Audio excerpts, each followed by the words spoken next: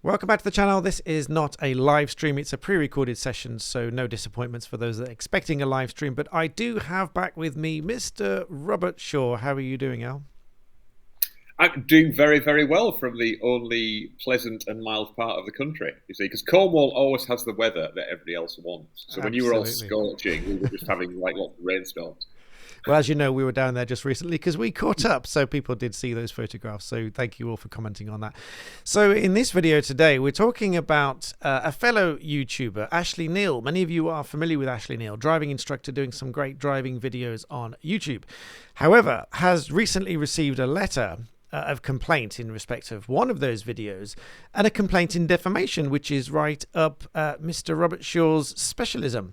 And there's an element of it relating to privacy and data protection and that kind of thing, which is one of my specialist areas. So we thought it might be an interesting idea to have a chat about this letter without giving away any of the name of the law firm, because that wouldn't be fair. That would be embarrassing for them, and we wouldn't want to do that. That's absolutely not the aim of this video at all.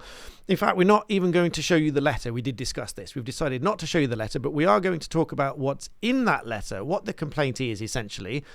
But before that, watch the video, because what we would do as lawyers, and so the way we're going to run this is we're going to have a chat about it, and we're going to discuss our views as to the complaint, the video, whether there's any merit, what we think the arguments are, what we think the defenses are, and that kind of thing. So you can get a sort of fly on the wall idea as to what we would say, what we would discuss, and we do often discuss these things because there's two elements of law involved here, so we often have that discussion. So any other introductory comments, Al, before we roll the video?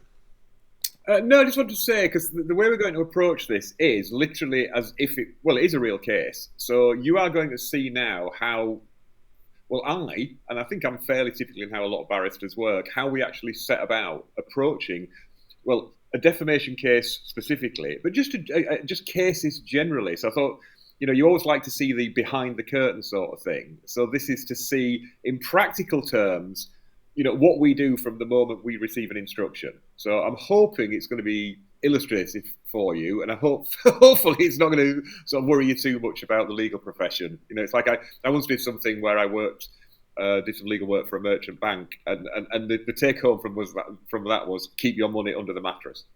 But hopefully this won't be the same. Indeed. And it should also go without saying, I've said this countless times on my videos, it's all over most videos, and the description, the channel description, everything else. This is not to be taken as legal advice, certainly not by anyone, the poster of the video, Ashley Neal, or anybody watching it who's in exactly the same scenario by some strange quirk of fate. But it's not to be taken as legal advice. It is literally us having a chat about it and our initial views about it. So again, not to be taken as legal advice, is not legal advice, and is not intended to disparage or to embarrass any law firm. Again, this is just a breakdown of that video. So with that said, the video itself, Ashley Neal published, which is still obviously live because I've got it up here. Let's just do exactly what we would do, which is let's say we are sent this video saying there's a complaint about it, there's a letter about it. Even before reading the letter, being pointed towards the video, I'm sure, Al, you do the same. I certainly would. First thing I would do is watch the video.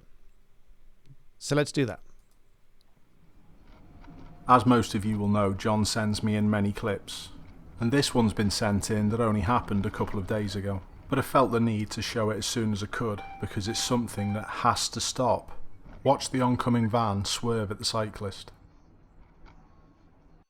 As you can see, there's nothing on the road that the van driver was moving round, so there's no excuses there. So without doubt this was done as a form of punishment. It's quite difficult to tell for sure, but I think I can see the face of a young child in that passenger seat. Is that kid being taught that this is the correct way to deal with a vulnerable road user? I surely hope not.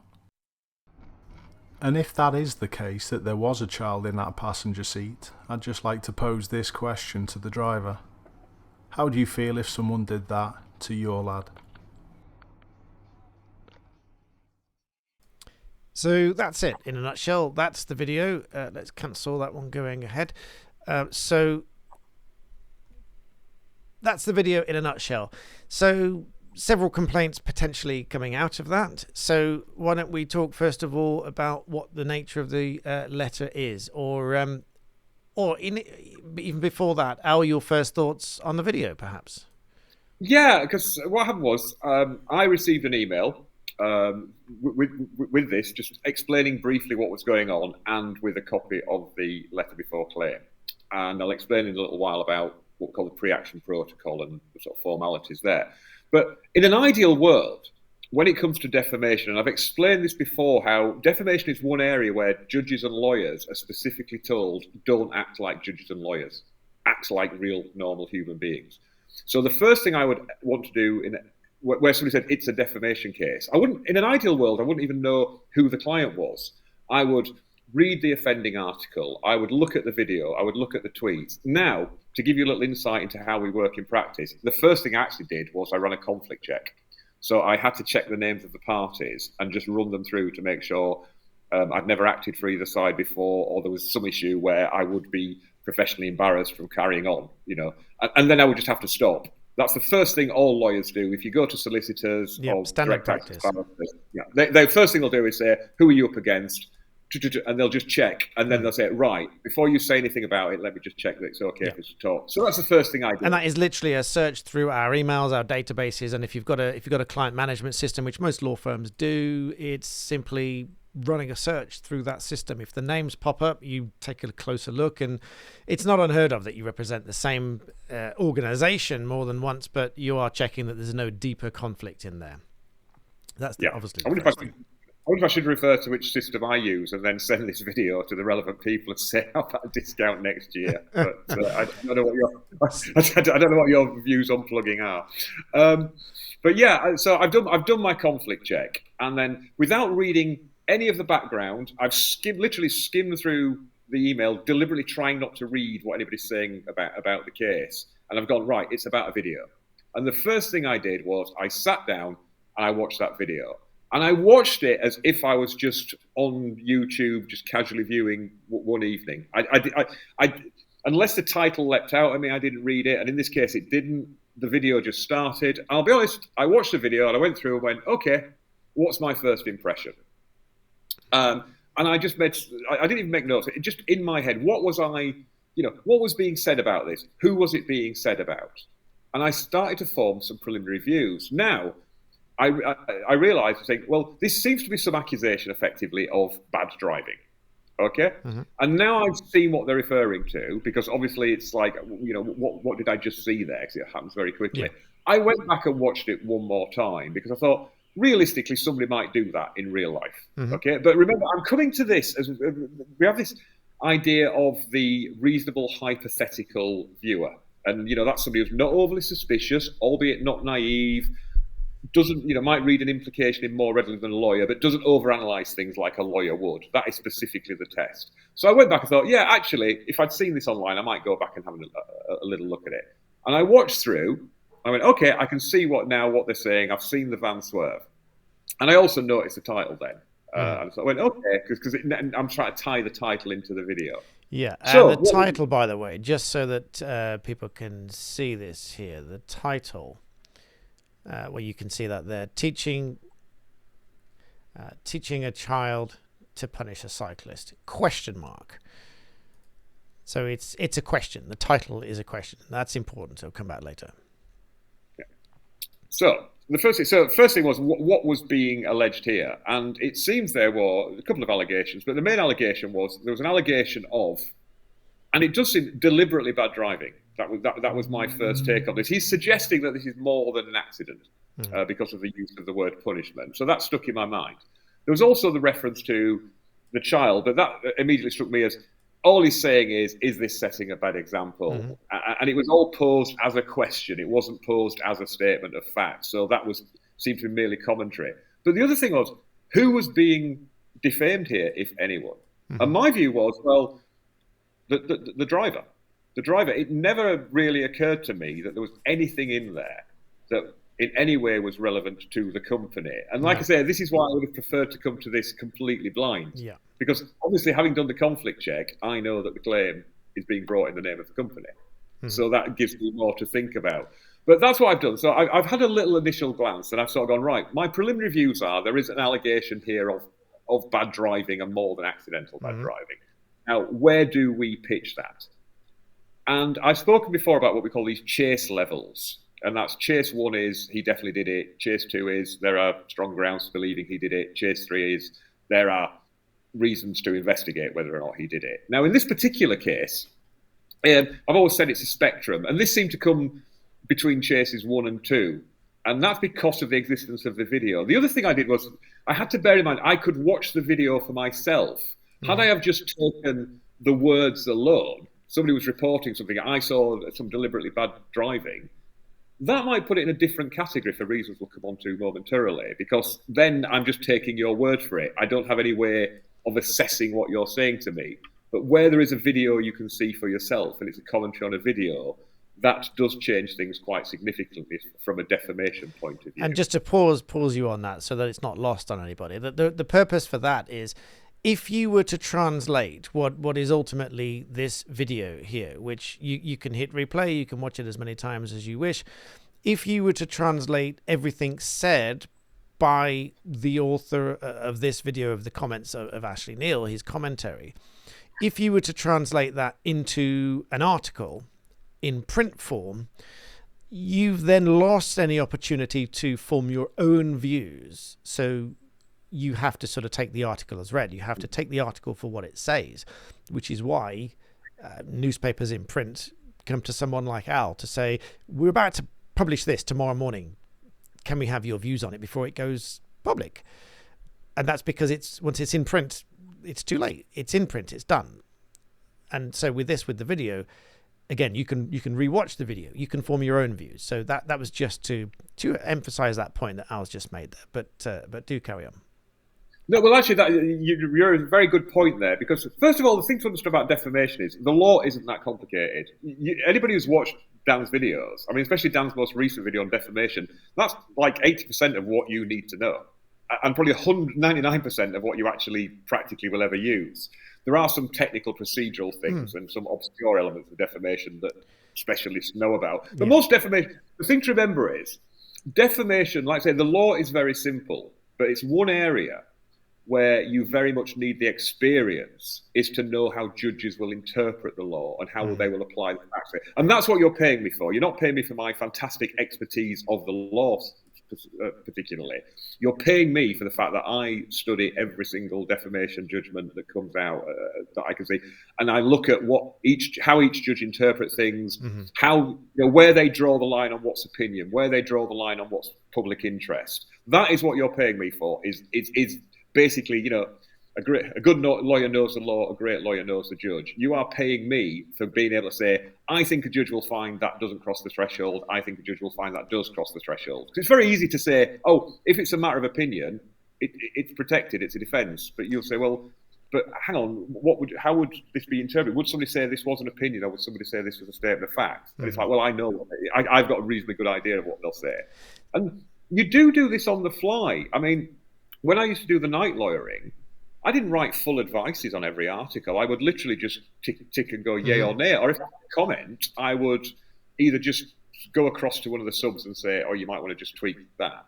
Or sometimes I had to go a bit more detailed. And one thing I actually used to do, and a little insider secret here, they actually draft the newspapers just on desktop publishing, and I would type the advice into the middle of the article, so they could pretend they hadn't seen it. And if they didn't read it, it was going to go out with the thing saying, "Oh, I'm a bit worried about what she sues." Yeah, interesting. So a little bit of an interesting insight to you there. Absolutely. And so what I was referring to here are the broad defences, which I've sort of given an overview to in my previous video, which I'll link below, the overview video on defamation, because it seems to be all the rage at the moment, which is possibly why this is this letter has been served. Again, that's just a guess. It's possibly why this has come to light, because a lot of people now throwing defamation around. Someone said something about me on Facebook or whatever, that's defamatory, and so on and so forth. But the standard broad defenses, of opinion, the truth, and public interest, and so on, we'll come back to. So in this letter, as I say, we're not even going to read the letter to you for the sake and professionalism of the lawyers behind it. But essentially, it complains that, and as Al said, it's brought in the name of the company, or at least the letter is sent in the name of the company. So any prospective action would be in the name of the company, presumably. Complaining largely about the title, saying that the title is inflammatory, that it's teaching a child to punish a cyclist. Interestingly, I'm not going to show you the letter, but interestingly, in the letter, it leaves out the question mark. But as we just said, in the title to the video, there is a question mark here. So the letter omits the question mark, and it might be a single character, but that's obviously important. It does change the whole meaning of it. But so there is that, and overall complaining. I'm just going through it so we can pull bits out to you. But it says how many times the video has been viewed. It says it's attracted lots of comments, which my first thought to all of the comments is actually counterintuitively against what the lawyer is saying, because it proves that lots of people have watched it, formed their own views, and made their own comments about it, which essentially proves that they've had the opportunity to view it, watch it, form their own views, and comment on it themselves, which in a sense goes against them. But there's also, interestingly, the question over the element of privacy for the company and the registration plate, but we'll come back to that in a moment. And then the letter obviously concludes by saying, you must take down the video, confirm in writing that it's taken down, provide an undertaking, all of these usual things, provide an undertaking that it's not going to reappear, not going to appear from anybody else, and don't defame the company, its directors, employees, and etc. again. So you've got to that point now, Al. You've watched the video, you've seen the letter, you know what they're complaining about, you know what the complaints in their essence are. Then what?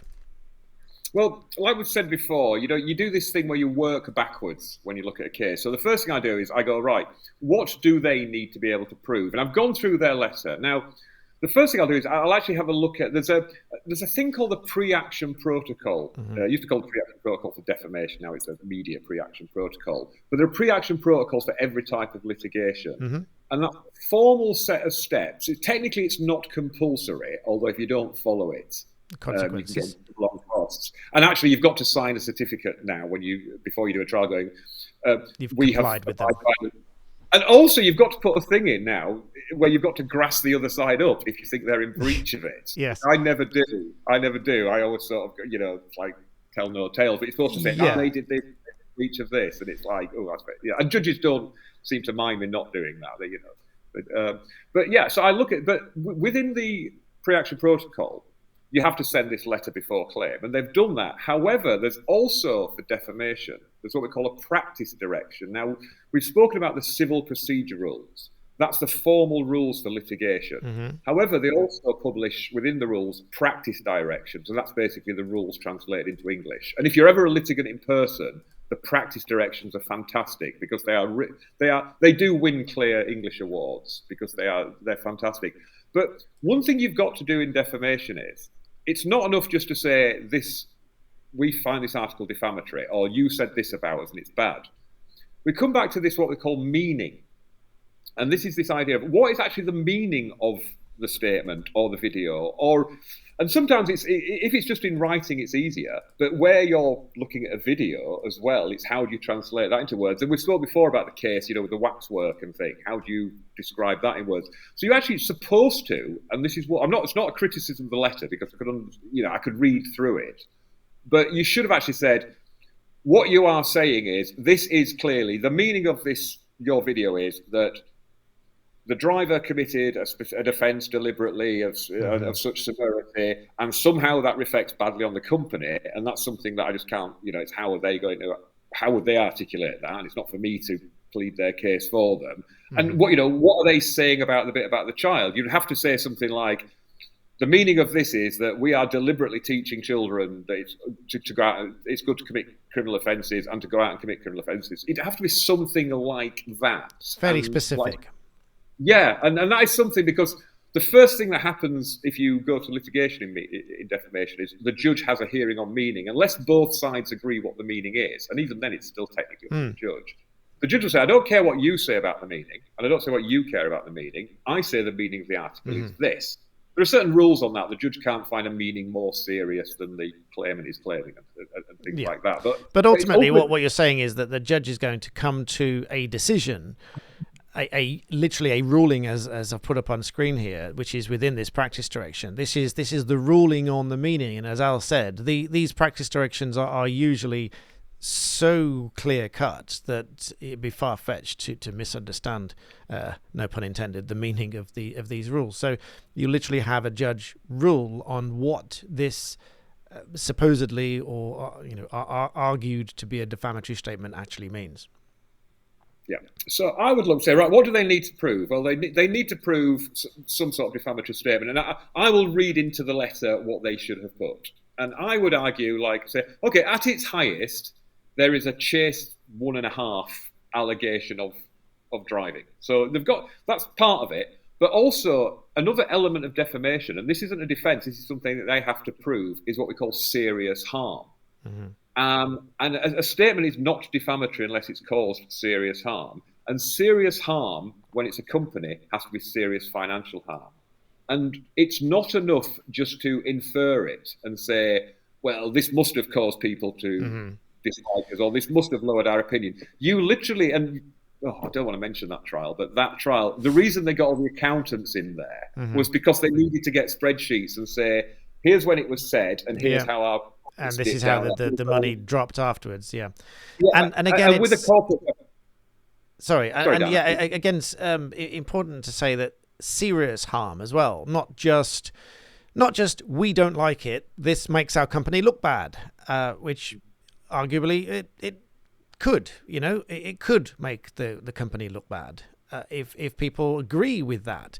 But again, it can just be their opinion, which is, again, opinion, something we'll come back to in a minute. But it can't just be, if I'm right, Al, it can't just be that they don't like the way it looks. It's got to be, for a company, proof that there is serious harm, proof that it's caused a financial loss. There's reference in the letter to people going along and making negative reviews about the company and saying that they won't do business. But even then, I mean, my interpretation as a barrister, not specializing in defamation, but the areas overlap somewhat. My view on that, you can agree or disagree, Al. Obviously, we're not just backing each other up here. We pass this back and forth. My view on that would be, if someone else has watched that video and has been inclined to make their comments on review pages, which are, arguably they shouldn't be doing because they're not a legitimate customer of the business, but that's not for me to comment. But if they did that of their own choice. They did that because they've formed or agreed with an opinion. They've done it of their own accord. Ashley's certainly not encouraging anyone to do that. He's certainly not told anyone to do that. That can't be ascribed to him for doing that, just for publishing the video and saying, this is what I think about the video. I've published videos before now and said, look at this driving. This is terrible, in my opinion. If other people go ahead and, make really bad reviews or send them, hate mail, that's nothing to do with me. That's my view. Yours? Yeah, it's very similar because with the serious harm, the first thing you've got to say is you've got to do it by evidence. You can't do it by inference. And it can be a likelihood of causing harm, but you'd have to say, I mean, when I do the animal rights stuff, the serious harm bit is always the easiest bit because they always lose their contracts because of the undercover filming. They literally go, here's a contract with a supermarket that's now been cancelled. Yeah. So with this, now Dan raises a very interesting point because it's all about causation. And again, in that trial, there was lots about causation. And, did he lose the contract because of that, or did he lose the contract because of all the drinking and drugging? Indeed, et cetera? yeah. And this is the same thing. And it's okay. If they've lost any work out of bad reviews, well, actually, they should go after the person who posted the bad review, because unless they are just posting and saying, see this video, without any further reference, if they're saying, I have seen a video and I think this is bad, or this company, something, then it's a break in the chain of causation. Indeed. Interwenians, because I know you all like Latin out there. So yes, that's what we call it. And basically that removes the liability from the first person. You say, well, actually, all the harm wasn't caused by that. It was caused by somebody picking up the ball and running with it. Unless you can show effectively they are acting as your agent or your minion or somehow embroiled in you, that's more likely to be, not guaranteed, but more likely to be regarded as a separate cause of action. One thing also with defamation these days is, in the media list in the Queen's Bench division, the judges are so up on, they know how social media works. They know everything about TikTok, they know everything about Twitter. They are really well informed about this. The old days of judges going, what on earth is a video recorder? That's gone. These guys, seriously, if they had Instagram. Yep, they know all about it. And even today, Al and I have discussed the Bar Standards Board recent publication on social media, which it's not miles away from where it was before. It shows that there is a rekindled interest in ensuring that barristers hold themselves to a certain standard higher than that of others. You will have all noticed that in my channel here, and Al, we very, very, very rarely use any kind of sweary language, and even when we do, it's very, very mild, and it's not designed to disparage and insult and whatever, because we hold, we feel that we have to hold higher standards, and when I say something that I'm disagreeing with somebody or criticizing somebody, it's always with respect and deference. So that's just how we are. But again, the same with, as you say, with judges, they're very, very au fait now with social media. So the point is that they will know that people might be a bit cut and loose with their reviews and their comments and all this sort of stuff online.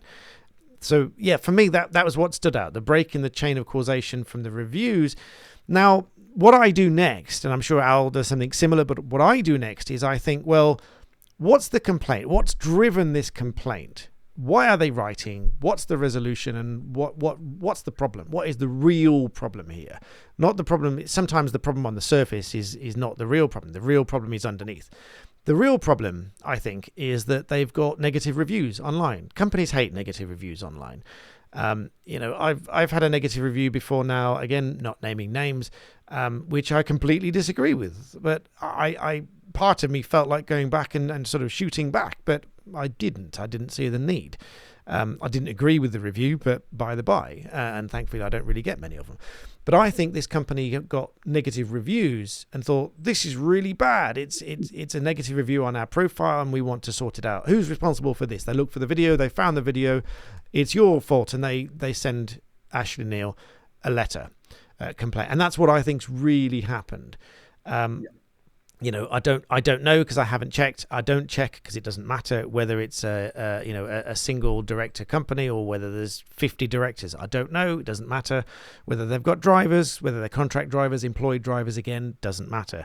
The complaint came from the company, so we take it on that face value. So that's, for me, the reviews are out. I don't think the reviews are any problem at all. We'll come back to meaning and the defences because I think that's the bigger issue here. I will touch briefly on there's complaints about privacy. I'll touch briefly on those now. I have touched briefly on it in other videos recently. People have talked about number plates in public. There was a tweet about it today, which I'll mention as well.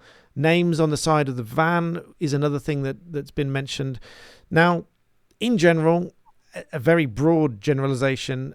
If you're out in public, as in public, not like a private land public area, if you know what I mean. But if you're out in public on the public roads, your vehicle registration plate and your name of your business on the side of the van, you've got no right to privacy in that public space.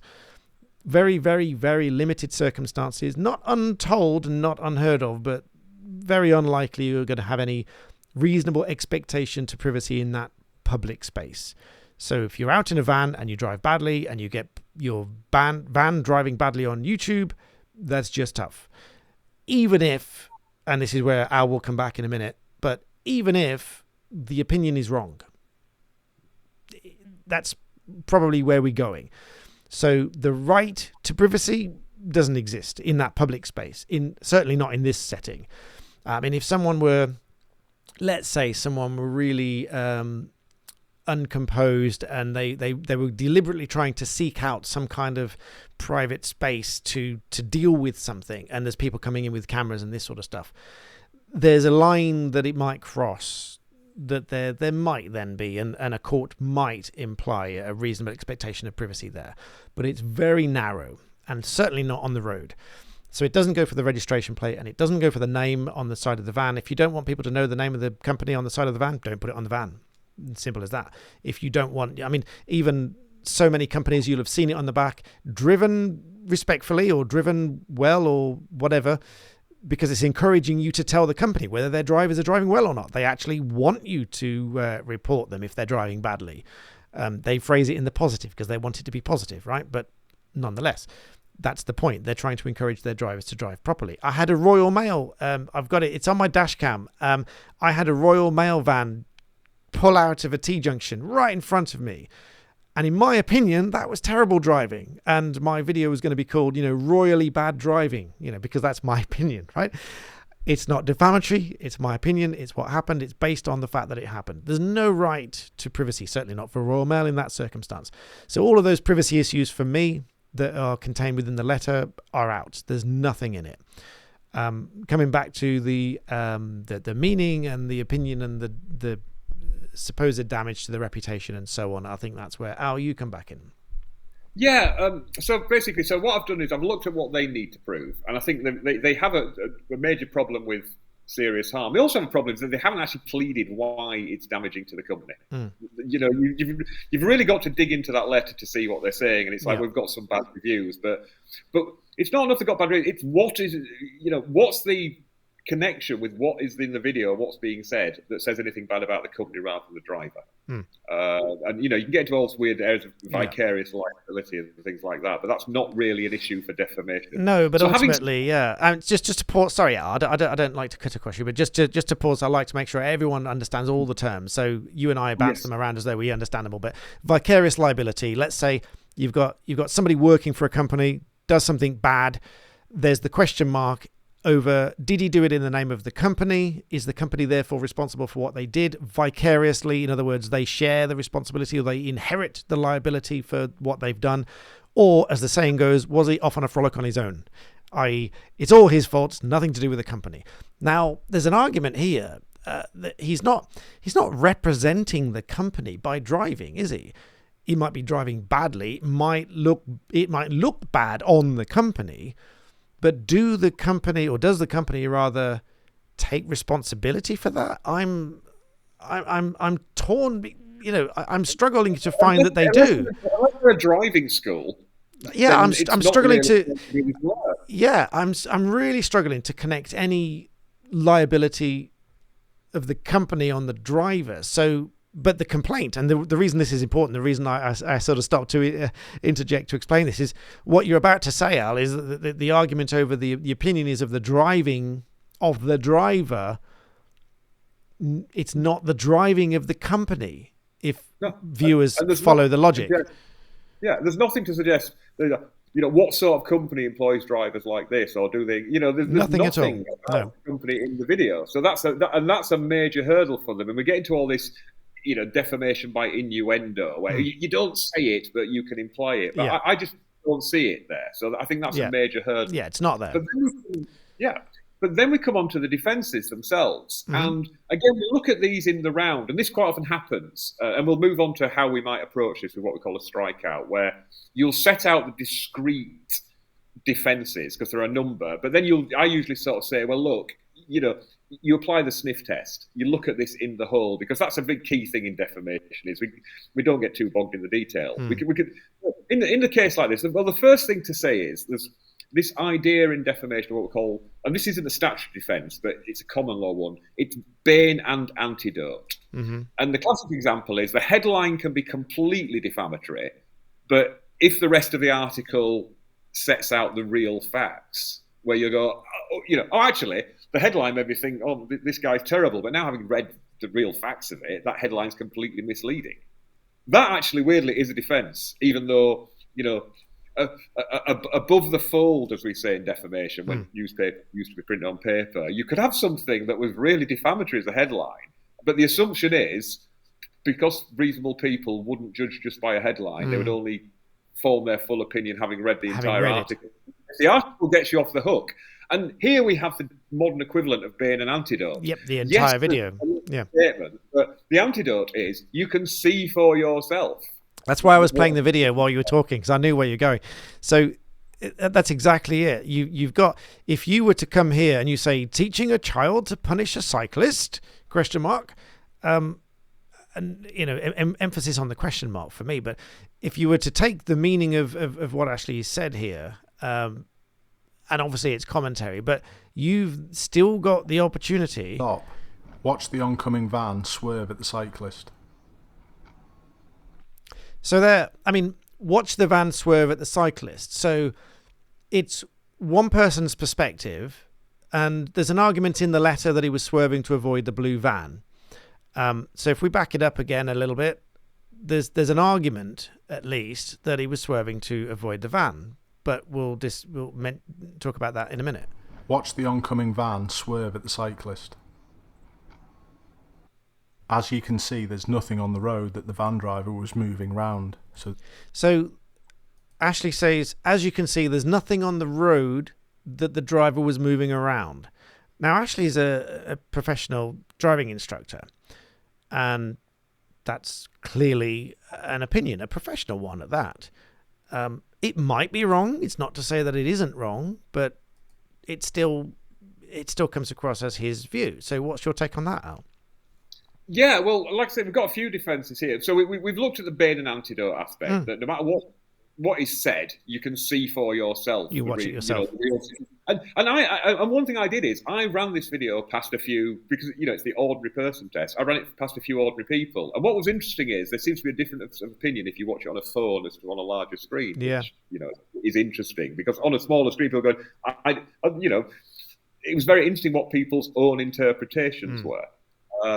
But so that was useful. But then I looked at like the other defences, because obviously you could plead truth and say, no, I stand by my guns. I've been very experienced, and I say that was deliberately bad driving because there was no excuse for it. That's always difficult because you've got to prove the truth of it, and then you're proving what's in somebody else's mind. I mean, for all we know, he could have sneezed, a fly could have, wasp could have flown, spider, anything. Yeah, he might have just sort of got like, oh, van and swerve. So that's all. Pleading truth in a case like this is always difficult, but there are plenty of defences where you don't have to plead the truth of it. And as somebody with a background in, like, you know, media law, journalism law, that's what we use a lot. And so we've got a few. What have you got? Well, you've got opinion, you've got public interest. You know, these are ones I've looked at. Public interest. Is this a matter of public interest, and was it in the public interest to publish this? Remembering that's not the same as interesting to the public. Well, traffic safety, road traffic, it's a legitimate public concern. Driving is, you know, that's what my whole channel's based on, really. My whole channel is based on matters of public interest. If I publish, I've published some videos a little bit like this, where people have driven badly, drivers pulling out of a T-junction right in front of a learner driver. I've thought, that's really bad. So I've done almost the same thing. It wasn't a van and there's no name on the side, but I've published it saying, in my view, this driver pulled out deliberately in front of this learner driver. That's quite a statement, actually, you know, but in my view, he did, because there's no way he didn't see him. And I've qualified it by saying if he didn't see him, then he's careless. So one or the other. Yeah. So you were saying, so you got truth, public interest, and so public interest. Sorry, that's the classic chase to allegation, isn't it? Look, you can draw the inference from the evidence you can see with your own eyes that this must have been deliberate. You know, as opposed to saying it is guilty, you say, look, you know, from all the surrounding circumstances, you can draw the inference that this was deliberate. But you've got public interest, and to sort of give the courts these days as well, again, moving with the times, they very much recognise the concept of the citizen journalist. You know, it's not just going, well, I write for the Times, so I should be treated differently from somebody who blogs. The courts have been really good on that, and of course, your friend Mr. Belfield has really pushed the boundaries there with, you know, what's a journalist and, you know, what's effectively blogging. The courts are quite happy to say you don't need to be in the NUJ, and they would regard this as legitimate journalism, I think. Yeah. That would be my opinion. That they would say, yeah, actually, okay, he's got a reason, he's a driving instructor, he has a legitimate interest. And again, this is where we're going to come on to sort of like other defences like privilege. I mean, because I'm always reluctant to throw the kitchen sink at things because it's the classic, you pick your best point and stick with that. However, in defamation, especially with strikeouts, it's not uncommon to go, we could succeed on any one of these. In the alternative, yeah. So just pausing on a point you picked up, well, we've both picked up really, but you picked it up just recently, I think important. The extent to which you think that Ashley is a professional driving instructor, on the impact that might have on the fact that this is a journalism piece of sorts, publishing a video saying this is what I think about it. Do you think his view carries more weight because he's a professional than any other, let's just say, member of the public would? Possibly not in terms of interpretation, although obviously he does have the expertise to say. But I think where his expertise comes in is in terms of, arguably, there's a qualified privilege defence here. And privilege is where you either have a duty to report the information or somebody has a legitimate interest in receiving it. I mean, job reference is a classic one there. And I think in this particular case, Ashley can make a very good argument that he is there to promote road safety generally because he's a driving instructor. And that's part of his raison d'etre, is making the roads safer. And people have a legitimate interest in listening to people with Ashley's expertise as to what's good and bad driving. Yeah. So I think there you could. Now, I'll be honest, this is a tenuous argument. The other ones are far stronger, but you could. I would certainly not be embarrassed arguing there is a privilege point here. This is what we call qualified privilege. Yeah. Which means it's okay to get it wrong so long as, and we've had a very good example of what malice is. So long as it's not defeated by malice, which is you said this knowing it's not true or not caring whether it's true. Yeah, which is clearly not the case here. No. That's clearly not the case here. I mean, I don't think you need to be a defamation lawyer to work that out. I mean, Ashley, I'd be blown away if Ashley knew this company was doing it deliberately, and it's not even suggested even. No, exactly. So that's a very interesting point because actually, I think a lot of people watching this, and in fact, I've done videos where there's been mild criticism against me and saying, you have a large following, you shouldn't say this. And I'm thinking, well, quite the reverse. I have a large following, therefore, it's probably right that I say this. Because if someone is treated badly in a given situation and it's wrong, legally, morally, ethically, I feel like, well, yeah, as you say, qualified privilege. There's a position where we ought to be saying it because people ought to know about it. So that's really interesting. So any other sort of sweeping comments? I think we've covered quite a lot there. I think we've got the public interest, we've got possibly qualified privilege, but the strongest one is opinion. Well, actually, the strongest one is the bane and antidote. You can see for yourself. Yeah, see but for yourself. Also got opinion. And we can argue and say, well, a lot of this is effectively just an opinion. It was couched in terms where it said it appeared to be a statement of fact. However, when you look at the whole context of this, and this is the whole point of defamation, you can't cherry pick individual bits, whether you're claiming or defending. The court very much looks at it in the round. But they also only consider, this is something we'll come on to, they only consider what's really obvious and apparent. If you have to go off and do any sort of independent research to establish something, they go, well, your average reader isn't going to be that bothered. If you put a link in something like a tweet and say, click here, there's a bit of an argument as to whether or not that is actually self-contained in the article. And you get into this where somebody will... Because you still have to go off and read it. Yeah, and it's how much work will people do about that. So you've got... And the thing with an opinion is, the test is it has to be a matter of opinion. It has to be based on facts that you refer to. And in this case, it's great because it's the video. It's obvious what you're referring to. And it has to be an opinion that a reasonable person could hold. And arguably, you'd say, well, a reasonable person could, come to the same conclusions that Ashley did. And again, we've spoken before about the single meaning rule, where the court says, no, I don't care what you said it meant or what you said it meant. I say it means this, and there's only one meaning. And that's true. But when it comes to matters of public interest and opinion, then any reasonable opinion or any reasonable interpretation of public interest comes in. And again, with the public interest thing is what the definition of public interest is very much left to the discretion, of course, the editor, which is now just, the citizen journalist as well. So that is always, a very, very, very useful one. Yeah. One thing I was just going to mention, actually, sorry, before I forget, about judges moving with the times. The old distinction in libel stroke slander was, is it in writing? Is it spoken? Yes. Actually, it's always been, does it have an air of permanence or does it have an air of transience? And what you're finding now, so for instance, a television or radio show is actually considered to be libel, even though it's somebody speaking, because it's a bit more permanent, and it's got more authority. Whereas, but the courts that are treating social media stuff like tweets, they're now saying this really should be treated akin to slander because it's such a fast-moving thing. People aren't thinking about what they're saying. People aren't editing. People are just doing it on the fly and moving very quickly. So when it comes to social media, especially Twitter and Facebook comments, they're going, we're going to treat this as if it's slander. As if it's just obviously, a video that somebody's edited and commented on, they might say, well, actually, no, this does put it back in the libel bracket because you spent a bit of time to it. But if you were just live streaming live out and about, walking around town and commenting as you were walking around, they would probably treat that as slander. Yeah. And likewise with this video, because, I mean, arguably, if anyone ever looks at the view graphs on YouTube videos, they have, you have the initial views when it's just published, then it flattens off, and you get the occasional, upshoot of interest later on, but it's very much more transient than it is permanent. So overall, there was nothing for me from a data protection or a privacy or an anything else kind of the Twitter message or the tweet, whatever, that I was going to mention earlier was.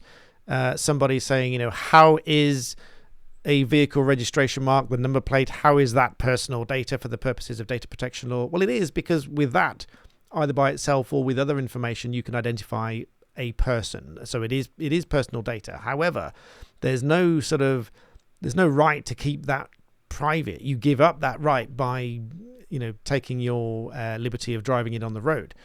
And obviously it's going to be registered with the DVLA, and some people say you can never get the information. Well, you can actually. You can file a V888 form with the DVLA, but you've got to have reasonable cause. The reasonable cause is normally, I've had this car smashed into me and drove off. And so, have you reported it to the police? They won't just hand it out. You've got to show the reasonable cause that you're pursuing it and you've reported to the police and so on and so forth. And then the DVLA will give you the details. It's normally better to do it through the police because then the police handle it. And so if you get any repercussions, the police are involved. That's from experience. So as a lawyer, obviously. So if anyone wants to do that, I would suggest that you do that through the police. But by the by, there's nothing in the letter for me that raised any concerns for Ashley. As a lawyer, I wouldn't be concerned about any of the privacy and the data protection and whatever. But obviously, Al, I drafted you in to discuss the defamation. So it sounds like you haven't got any major concerns there either. No, so basically, like I say, so the first step is I have now formed my own opinion as to the strengths and merits of the case. So the next thing you would do is you'd get the client in and you would have a conference. And basically the exercise we've just done for you now, I would go through with the client, explaining in very lay terms the issues. But of course, it's not just, and we've spoken a lot about this, it's not just about would you win the case or not. Because, my standard litigation advice is avoid litigation. Absolutely, yeah. If you can avoid it, avoid it. I mean, and to that end, one of the demands, if you like, in the letter was take down the video. Well, I mean, where do you draw the line? Because is Ashley, if that were the case, is Ashley like, oh, take down the video? Is Ashley going to take down every video that upsets somebody? I'm certainly not. I might, depending on the case, but I'm certainly not doing it just on a whim, just because somebody doesn't like it. Yeah, and this is something. It's like, is that a hill that Ashley wants to die on? Because sometimes you can say, look, you're completely in the right here. You'd win any case. We'd get our costs, subject to the fact you never recover your full costs. But you could make this all go away just by doing one simple thing. And how big a deal is it to you, realistically? Just to get rid of this. I mean, in theory, he could, he could go back and say, well, we don't agree with your claim. We think your claim or your prospective claim has got no merit. But as a gesture, will blur the name of the van out, because you can do that on YouTube now. YouTube's got some fantastic editing tools and stuff like that.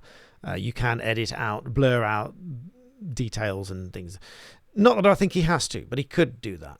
I think his point really was about the driving, not about the company. It was, this is an example of what you shouldn't be doing. And either way around you look at it, it was, it was a swerve. Whatever the reason was, whatever the intention was, or, there was a swerve one way or the other. Yeah. And again, defamation is, because defamation is ridiculously, notoriously costly. It's lots of litigation is, but it's like the last of the free-for-alls, because the court seems to go, the sort of people caring about reputation have more money than sense anyway. Yeah. It's almost like, we have to put these cost budgets in and things, but it's amazing what they will sign off on. But they very much encourage things not to go to court. And all litigation has opportunities for settlement, and Dan's explained about Part 36 offers and Calderbanks. In defamation, we have a specific procedure called the offer of amends. And that is literally, let's say somebody's going, right, I want to bring a claim against you, and you actually go, you know what, hands up, you're right, I messed up. And you've apologised and said, I'll take it down, and they say, I don't care, we're still suing you. Well, what you can then do is you do what they call an offer of amends, and you will say, okay, here's the deal. I'll apologise. I'll retract, arguments about how big the retraction is and should it be a problem. But if you do that, in the old days, it was actually capped as to what damages they could give. It isn't now, but you go to court and you say, I've done an offer of amends. And the court will say, did they accept it or not? And if they accept it, it's great. If they don't accept it, it really helps you down the line with costs. But if they accept it, the court will go, okay, that's fair enough. We appreciate what you've done now. You've held your hands up. And remember, defamation is about vindication and restoring reputation. So somebody's standing there saying, I got it wrong. I'm sorry. What I said wasn't true. That's probably worth more to you than a judge saying you got it wrong. Because then you can't say, well, the judge made the wrong decision, or there's always that doubt as to, well, what really happened there. Whereas if somebody comes and says, actually, I did get it wrong and I apologise, I had no reason to, no basis in fact, that's probably worth more to you in reputation, because you can say, look, he accepts he got it wrong, rather than a judge found that he'd got it wrong. Well, I don't believe that. Well, what if the evidence didn't go in, and what was disclosure like? It's worth more. So that drastically reduces the amount of damages you have to pay. And the offer to amends system is used a lot. And it's funny because we were saying about, you can't sue for an apology. However, one procedure that does come in a lot in offer for amends is what we call a statement in open court, where literally some poor barrister, usually like, pupils or somebody, goes along to an empty courtroom and stands there and reads out the statement and goes, we fully accept that we got this wrong and we should never have done it, and we apologise for all the hurt and inconvenience. And that gets reported and you can do that. And you can say, we had a statement in open court read out, we've said this idea that once a court makes an order and rules on something, that's what happened as far as the law concerned, or what didn't happen. That Interesting. Is on everybody. And that's the same thing with a statement in open court. It's like, yep, you can point to that now. That totally vindicates your reputation. And that's the remedy you were seeking. So that is one state. You probably, it doesn't crop up a lot because newspapers tend not to highlight the fact you can do this, because they don't like to report that, unless it's a rival newspaper, that we won a defamation case, because it's not really in their interest to point out that you can do that. that you can win defamation cases. Excellent. So there you go, guys. A very sort of a fairly detailed overview. I don't think we're good at an overview anymore, but a deep dive, if you like, into a prospective case. A real case, not a live court claim, just a threat of action. How we would discuss it. Again, just a reminder not to be taken as legal advice by anybody involved or otherwise, but just I thought you might find interesting how we would discuss it, the various aspects, because when there are more than one aspect of a case involved, we very often will have this chat and be involved together, particularly if it's in direct or public access where there's no solicitor involved. We might sort of draft each other in and say, hey, there's a bit of defamation on this case. You can come in and advise on that. I'll advise on the company bits and the privacy bits and whatever. And that's how we do it. I hope you found that interesting. thank you for welcoming Mr. Alan Robertshaw back onto the channel. Do like the video and subscribe if you haven't done so. I know we've got scrolling ticker tapes at the bottom. It's not been a live stream, but I hope you've enjoyed it nonetheless. Make sure you subscribe, and we'll see you next time. Thank you very much for watching.